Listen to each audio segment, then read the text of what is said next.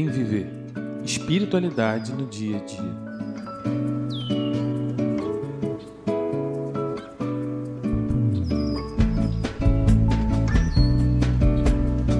Olá, eu sou o Machado e esse é o Bem Viver.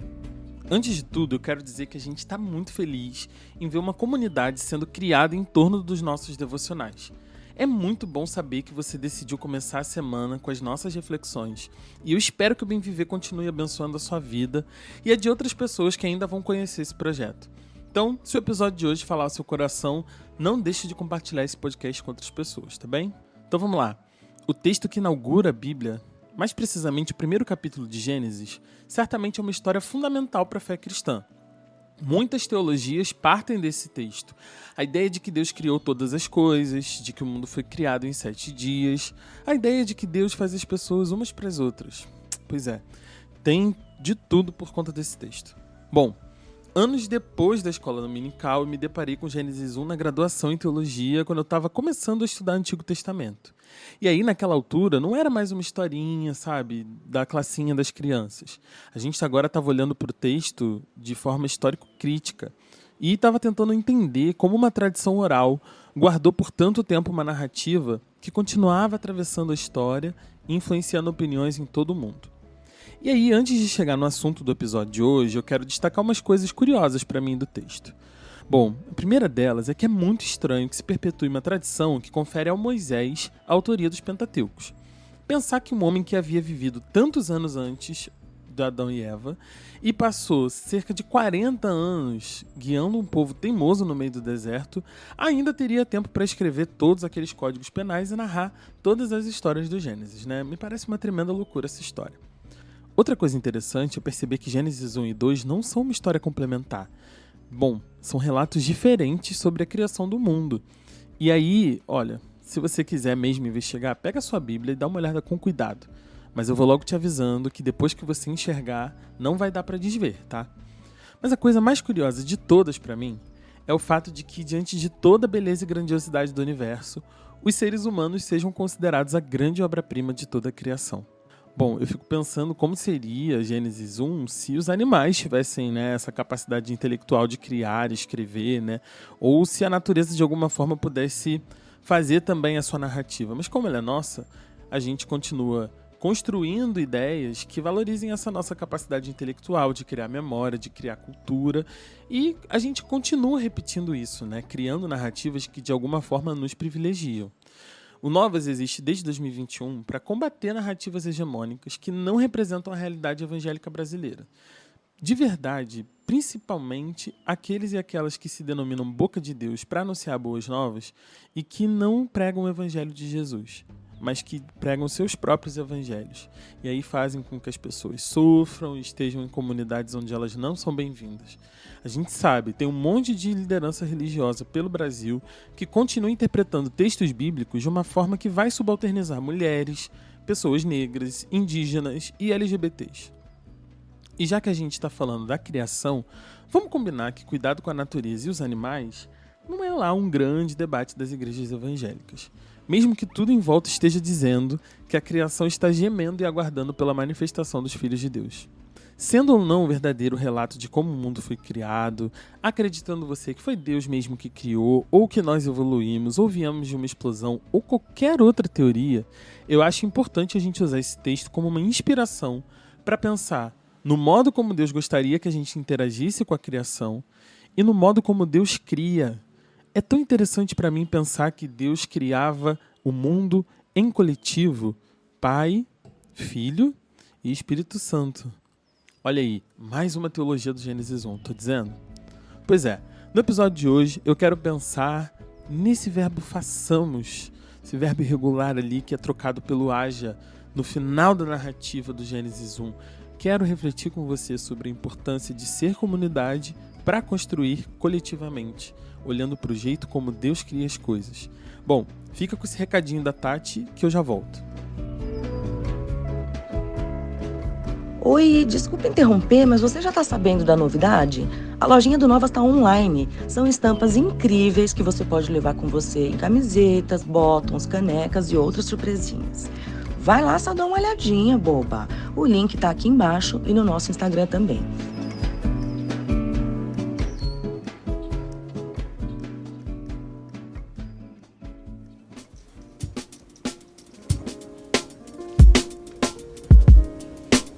A gente sabe que muita gente foi ferida pela sua comunidade de fé e, por isso, sente dificuldade de estar novamente com as pessoas e se abrir para construir coisas novas.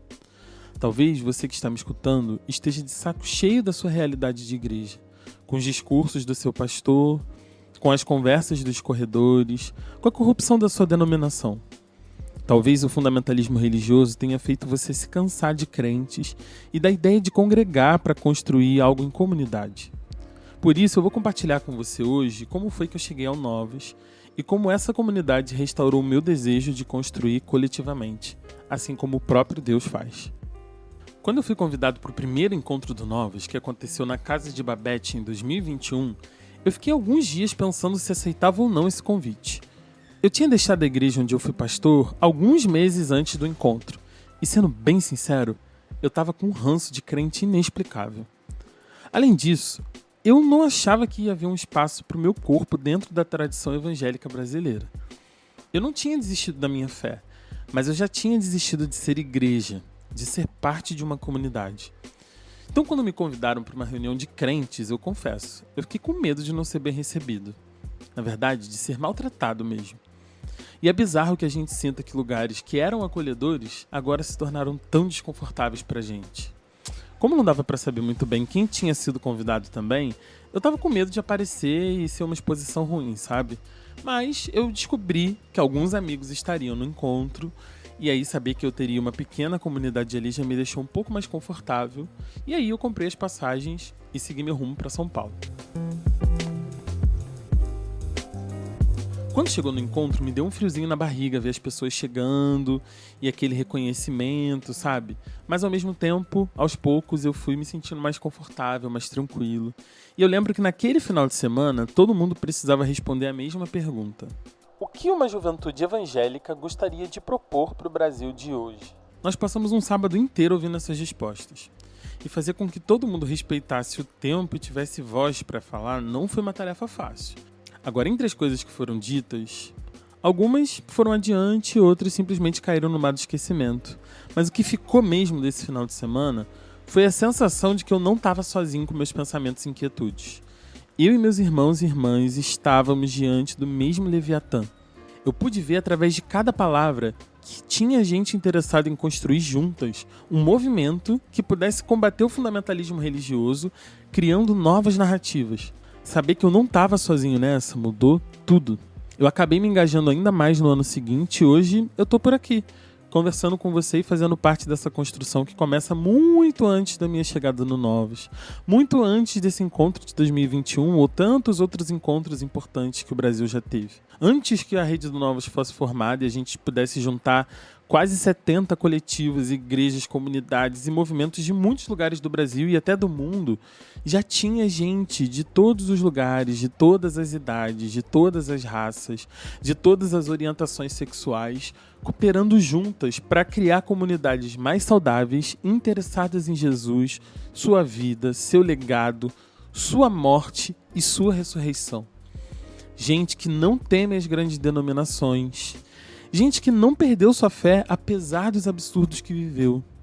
Gente que atualiza as discussões e faz ecoar vozes que nunca foram ouvidas antes. Gente que percebeu vieses religiosos omitindo a vida. Gente que se encontrou de outras maneiras com as escrituras. Gente que está interessada no façamos. Esse primeiro encontro me encheu de esperança, porque me ajudou a me reencontrar com o meu propósito pessoal. E assim, ter do nosso lado uma comunidade para passar dias bons e ruins e ter gente que nos ajuda a construir esse mundo que a gente imagina ser bom, muda a forma como a gente olha para os problemas que estão diante da gente, né? Então eu quero que você saiba que você não está sozinho, sozinha para fazer, criar, propor, viver, descobrir e escrever novas narrativas.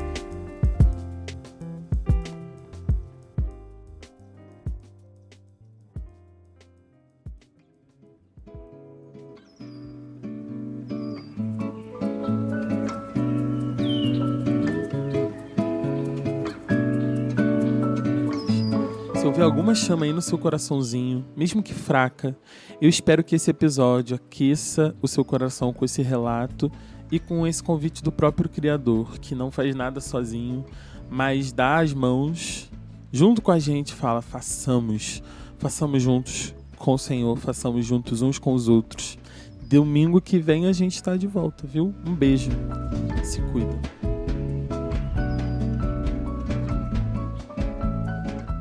O Bem Viver é um podcast original do Novas Narrativas Evangélicas. Toda a gente junta construindo uma fé coletiva, consciente e ativa. Você encontra novos episódios todo domingo no seu tocador de podcasts favorito. E pode apoiar esse projeto pelo Apoia-se ou fazendo um Pix.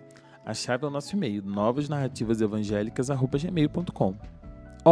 E se você quiser produzir uma publi com novas, pode mandar pra gente, a gente consegue, a gente dá conta, vem.